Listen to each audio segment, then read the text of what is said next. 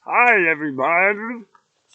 Welcome to another wild ride into the mind of a wild person. Pseudo kind of wild, since I'm still financially supported.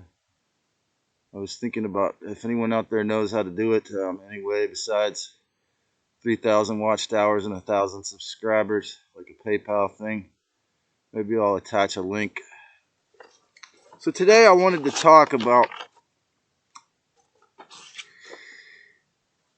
more heavy subjects. This video is going to be called Scraping the Forked Wounds Across the Chalkboard.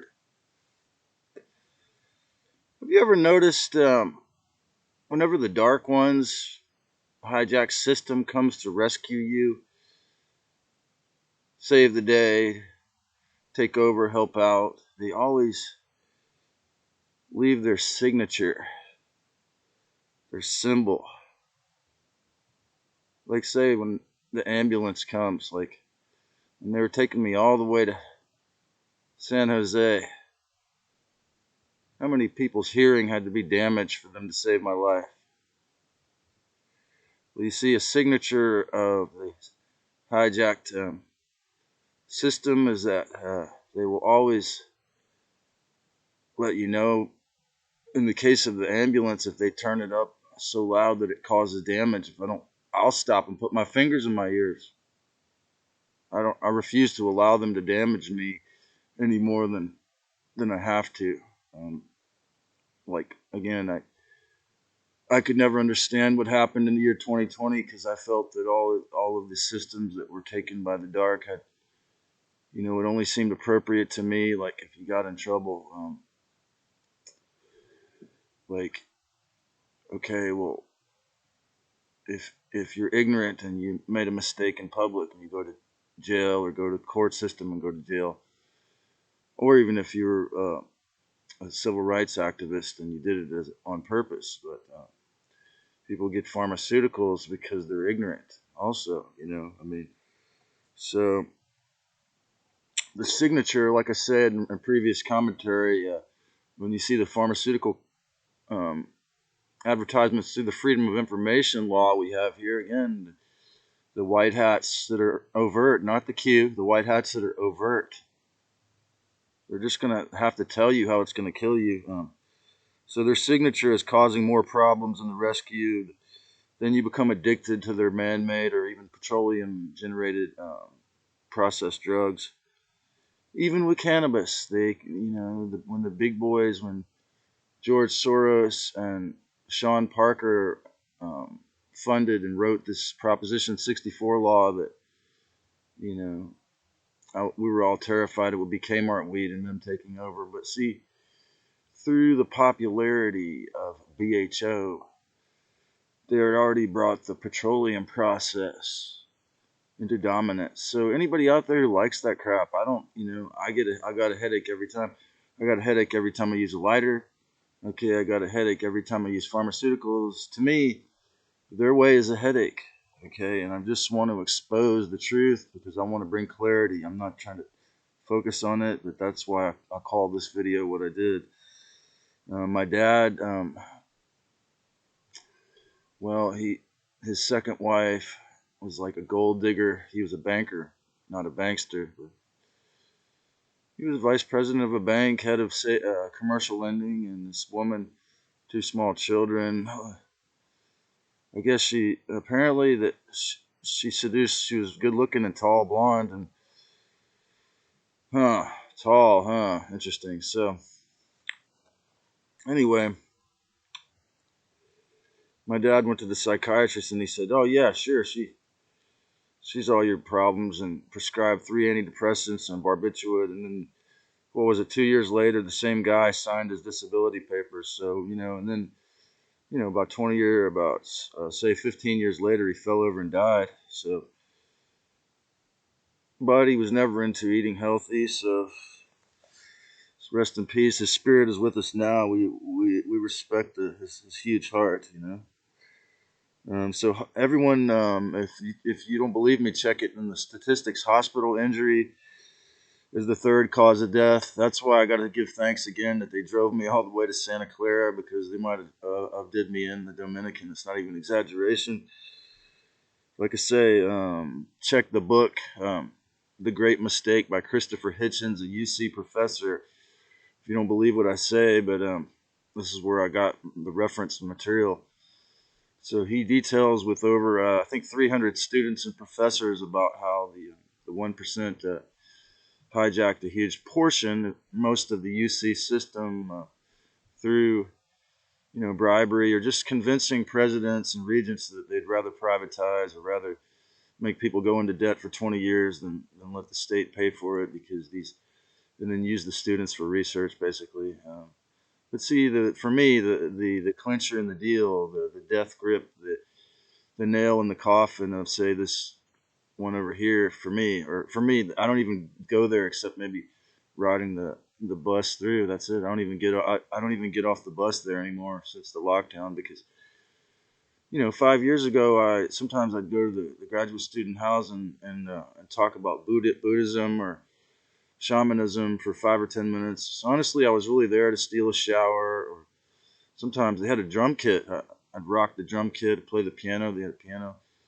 Sometimes I'd jam with students. There was a kid there who was a really petite guy, from a big restaurant family in McClellanville, and he wasn't even taking classes, but he's a petite man, about 32, and he looked like a student. He's a really good guy, and but he had a setup of analog synthesizers, and he invited me into his trailer to show me, and that was really cool. The old school DJ, where they program the pads.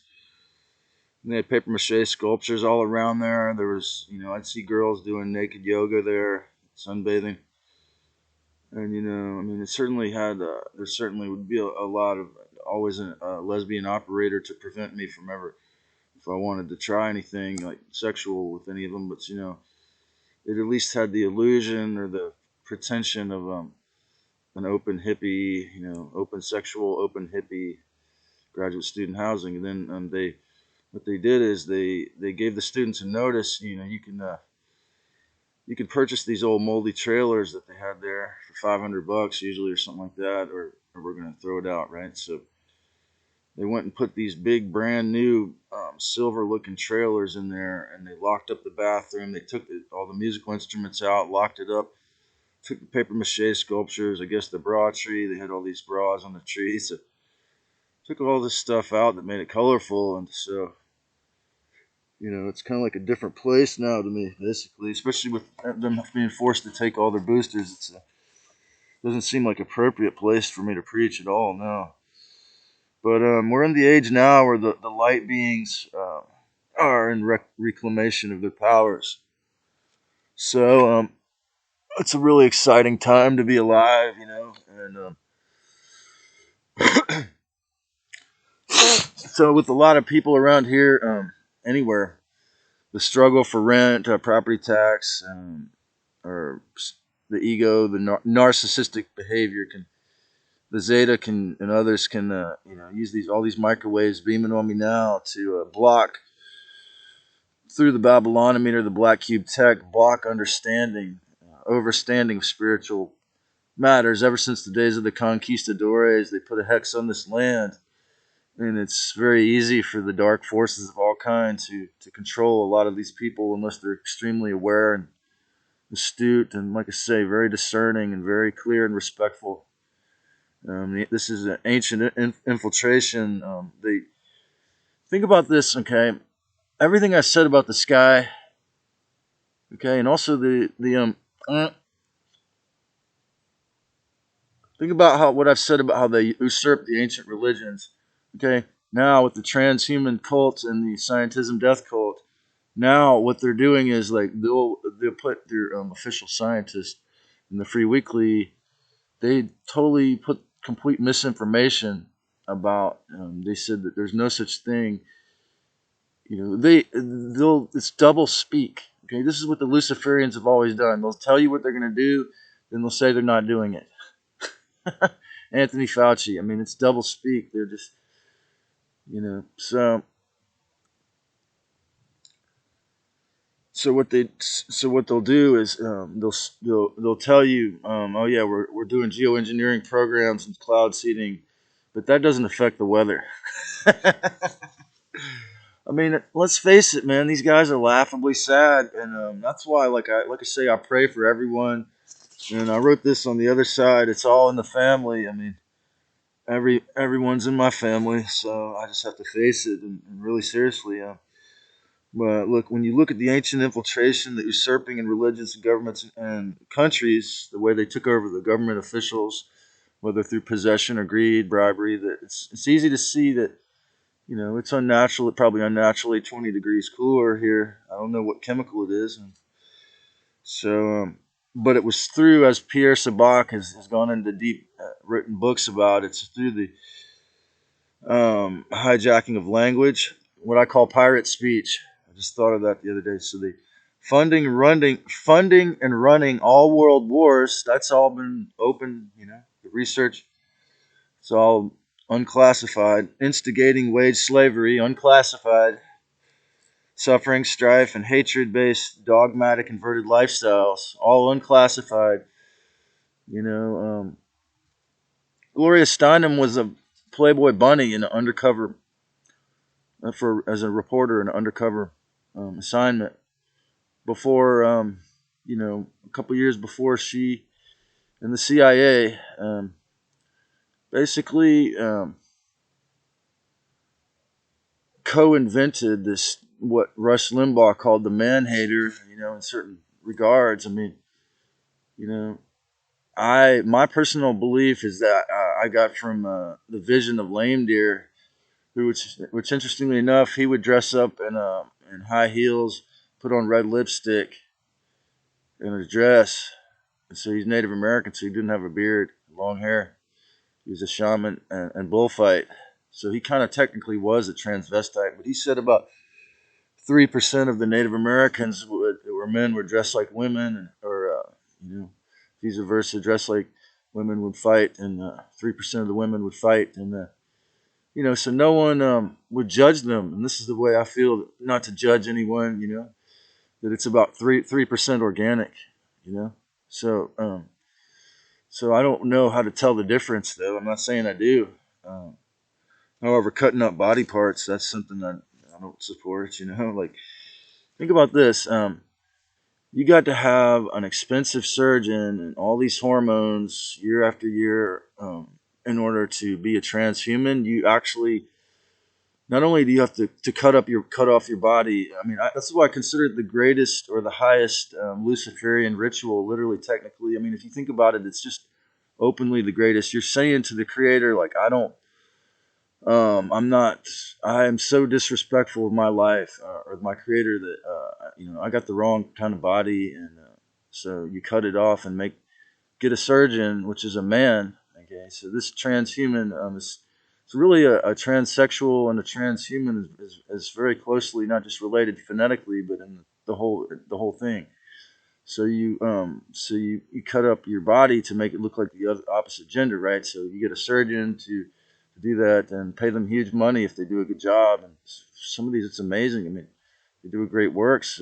It's an art, but you have to take your hormones. And this one was in the Free Cannabis magazine, the Leaf magazine. This person with the mustache that looked like they were a hot woman before, and they openly said, I'll have to keep taking hormones every month the rest of my life.